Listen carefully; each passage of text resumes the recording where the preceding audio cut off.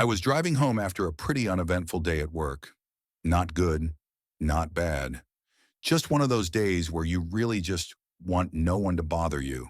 And, as expected, I found myself stuck in a classic urban traffic jam, miles of stop and go. Stop and go. A pathetic little dance that millions perform daily without understanding why. But me, I've got style. See, when traffic gets like this, I don't glue myself to the car in front like some brainless zombie. I back off a good 70 to 80 feet. That way, I can keep rolling slowly and steadily, instead of slamming the brakes every 3 feet like a jackass. It's what truckers do, and truckers know what's up. Enter Captain Entitled. Dude in a shiny Acura crossover slides up behind me like I owe him rent on my bumper. At first, it's just too close for comfort. Then beep, twice, short, sharp, pointless. I turn up my music. Bee Gees is playing Stayin' Alive, which feels deeply appropriate. I don't even bother checking the rear view. But then the man discovers the high beams.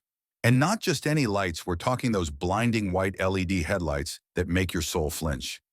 My car rides low, so his lights shoot straight into my mirrors like a laser to the cornea. The first flash makes me squint. The second one earns him a quiet asshole under my breath. The third time, he just leaves the brights on. For 15 seconds straight. I don't know what he was thinking. Maybe he thought I was supposed to disappear if he shined hard enough.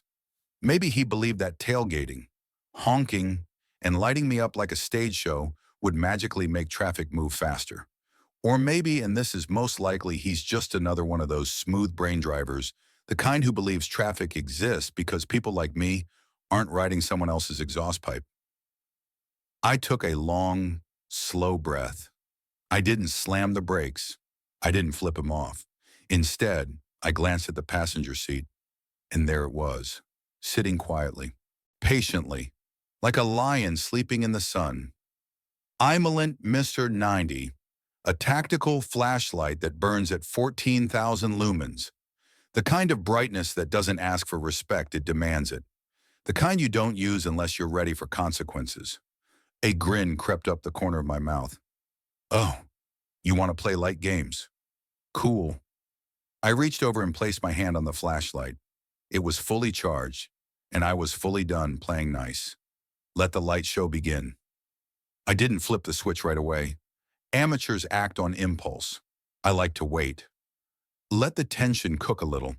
I tapped the gas just enough to make the car lurch a subtle move. But one I knew Mr.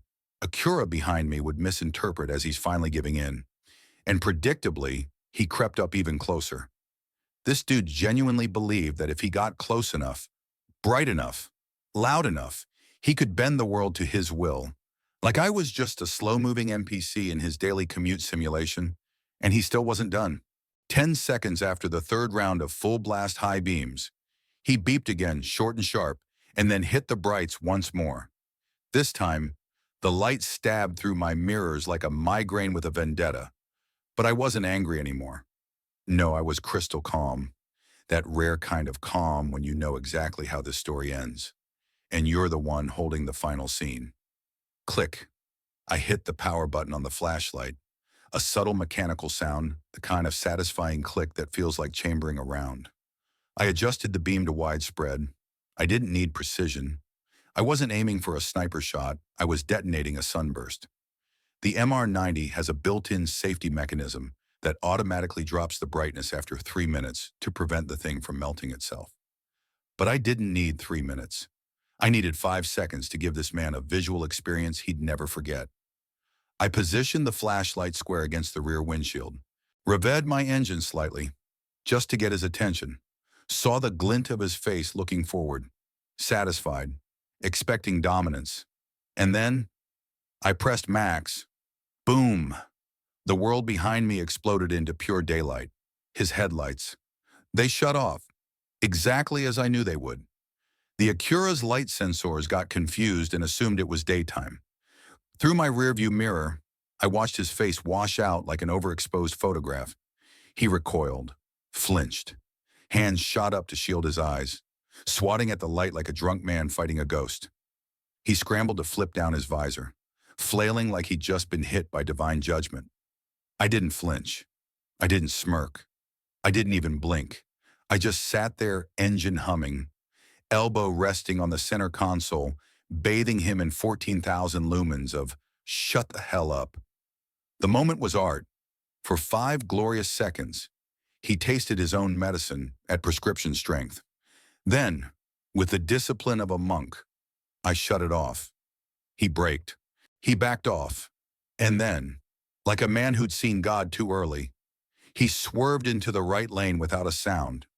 There was no horn, no lights, no second round, just the unmistakable scent of someone who had finally met their match. I gently placed the flashlight back on the seat. It was still warm. So was my mood. Light games. I played a win. I didn't need to look back to know what was happening in his car. He was rattled, disoriented, probably still blinking out the sunspots dancing across his vision. He'd backed off so fast, I half expected him to throw his car in park and call his mom. But he didn't. He just stayed in the right lane, quiet, distant, like a school bully who just got pantsed in front of the whole playground. I exhaled slowly, didn't laugh, didn't gloat, just drove calm, steady, same 70-foot buffer ahead of me, as if nothing happened. But inside I felt like a DJ who just dropped a beat so hard the whole club backed away in awe. The flashlight was still warm beside me, humming softly like a sleeping dragon that just finished torching a village. The feeling sublime. That guy never saw it coming. Who keeps a 14,000 lumen tactical flashlight in their passenger seat. Ready to return fire mid-traffic, I do. Not because I'm angry, not because I'm crazy, but because I'm done pretending that the only way to survive traffic is to tolerate every idiot behind the wheel who thinks aggression is efficiency. I didn't slam my brakes, didn't get out and scream, didn't throw fingers or shout profanity through my window. No, I let him be the aggressor. I let him flash, honk, press his will on the world. And then I gave him back exactly what he was giving me, just a little stronger. In his language, light. Except mine wasn't a polite blink. Mine was a retina-punching, ego-crushing, soul-vaporizing blast of manufactured sunshine. He got the message. I didn't need to record it. Didn't need to upload it to Reddit. Didn't need to email Acura and say, hey, maybe vet your customers for emotional stability. Because it wasn't about the world seeing what I did. It was about him remembering, and I know he will. The next time he gets impatient, the next time he thinks about laying on the horn or flicking his brights at someone who can't go faster because traffic exists, maybe, just maybe he'll hesitate. Because deep in the back of his mind, somewhere behind the sunglasses and inflated confidence, there will be the memory of that one guy, the one who didn't honk, the one who didn't budge, the one who turned his car into a solar flare. I checked my mirrors, no Acura in sight. Maybe he exited. Maybe he pulled over to recover. Maybe he's calling an eye doctor. Doesn't matter. I wasn't trying to win a road war. I just needed to win that one moment. No medals, no witnesses, no dashboard footage, just a personal victory, clean and clear. And now traffic moved forward. No honks, no high beams, no one riding my ass. Just me, holding steady, with a buffer zone behind me wide enough to breathe. I didn't even need to say a word. But if he ever tells the story, he'll call it a blinding encounter with a madman. Me, I'll just call it Tuesday, a few miles down the road. I spotted him again. Same Acura, same silver paint job, but now it looked like it had shrunk not physically, but in presence. The kind of vehicle that, just minutes ago, was acting like it owned the highway. Now sat meekly in the right lane, maintaining a cautious, textbook-perfect distance behind the car in front. No more sudden movements, no more dominance, just humility on four wheels. I didn't slow down, didn't give him the satisfaction of eye contact. I simply passed by, steady and silent, like he wasn't even there. But he saw me. I know he did. And more importantly, he didn't follow. No attempt to reclaim pride. No revenge honk. No rebound flex. He stayed back, like a dog that got too close to a fence once and learned there's something on the other side with bigger teeth. The calm was almost eerie. There's a special kind of peace that comes after shutting someone up without uttering a single word.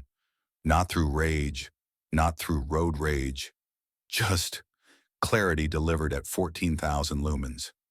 And here's the truth: I didn't feel bad. Not even a little bit. There was no guilt.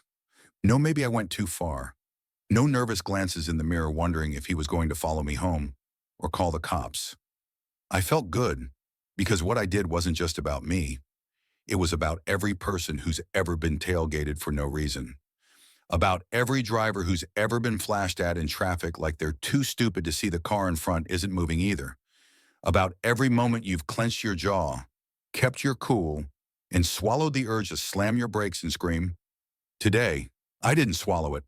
Today, I served it back in full brightness. And it worked. He didn't just move. He stayed moved. A lesser man might call that petty, but I call it balance. Sometimes the universe needs a little help reminding people that their actions have consequences, not through lectures, but through moments that burn themselves into memory. Maybe that guy will learn something from today. Maybe he won't. Maybe the only thing he'll take away is don't mess with random sedans. You never know what they're packing. And honestly, I'm good with that. I didn't do it to teach a life lesson. I didn't do it to save humanity. I did it because I was tired of letting people like him think no one ever bites back. And for 5 seconds today, I bit hard. By the time I exited the highway, the Acura was no longer in sight. Whether he took a different route or just didn't want to end up parked near me at a red light, I'll never know. But I like to think he was done, finished, out of gas, not in his tank, but in his ego. As I rolled onto surface streets, I noticed the golden light of sunset washing across my hood.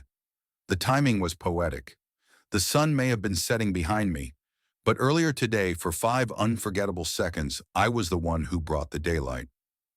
I drove a few more miles, and there he was again. Same Acura, still behind, but now he looked different. Not the car, but the man inside it. He was no longer tailgating, no longer testing his high beams. He was keeping his lane, maintaining a respectful distance, like a guy who just realized not every driver is a passive NPC. He didn't try to pass me, didn't try to reclaim whatever dominance he thought he had before. He just followed quietly, like a kid who got called out in class and didn't want to make eye contact with the teacher for the rest of the semester. That silence glorious. This was the part I liked the most. Not the flash, not the moment of visual justice, but the aftermath.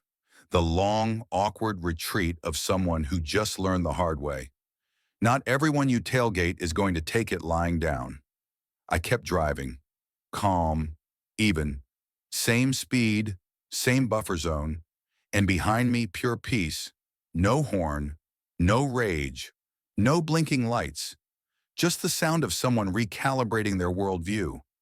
And for the record, I didn't feel triumphant. Not in the gloating, cartoon villain way.